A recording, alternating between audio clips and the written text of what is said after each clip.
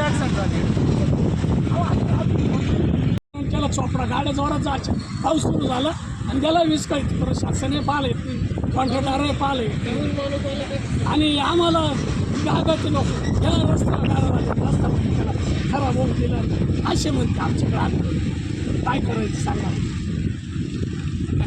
एवढं मार्गदर्शन करावं. हे रस्ता बनवायला तुमची परवानगी आहे का? परवानगी घेतली ना आता ते, मग पुलाचं काम चालू आहे, परवानगी घेतली तर मग परवानगी नसल्याशिवाय हा काही रस्ता झाला.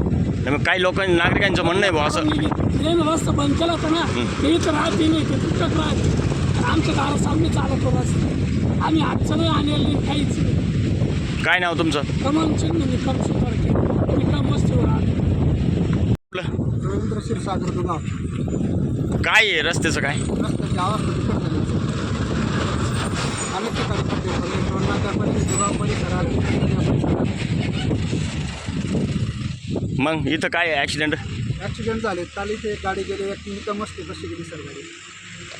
बरेचशा लोकांचे हाल होतात रस्त्यामुळे, खड्डे पडल्यामुळे. पहिल्याच पावसात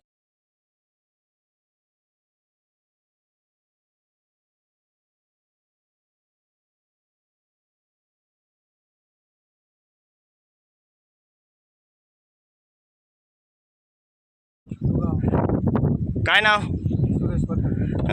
काय आहे रस्त्याची काय परिस्थिती? त्या रस्त्याला खड्डे पडले. काय होतं या खड्ड्याने?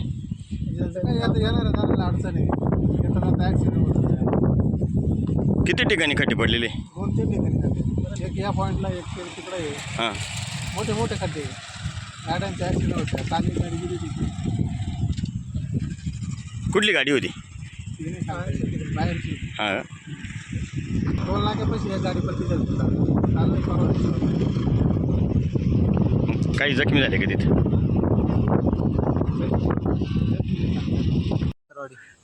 काय नाव आपलं? अक्षय बोलतो. या रस्त्याने जाताना कसं वाटतं तुम्हाला? खड्ड्याचं काय? मग काय व्हायला पाहिजे इथं?